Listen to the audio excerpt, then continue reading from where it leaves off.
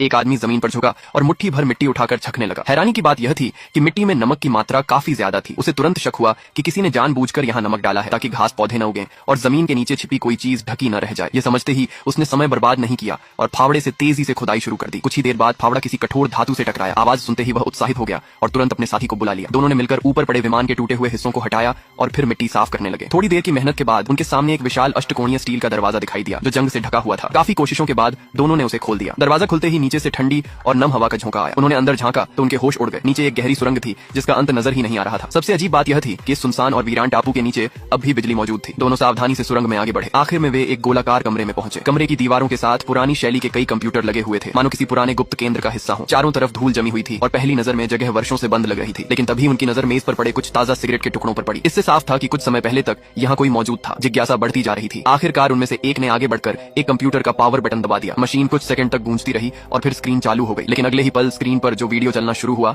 उसे देखकर दोनों के चेहरे का रंग उड़ गया, क्योंकि वह कोई साधारण रिकॉर्डिंग नहीं थी बल्कि उसमें कुछ ऐसा दिख रहा था जिसकी उन्होंने कभी कल्पना भी नहीं की थी।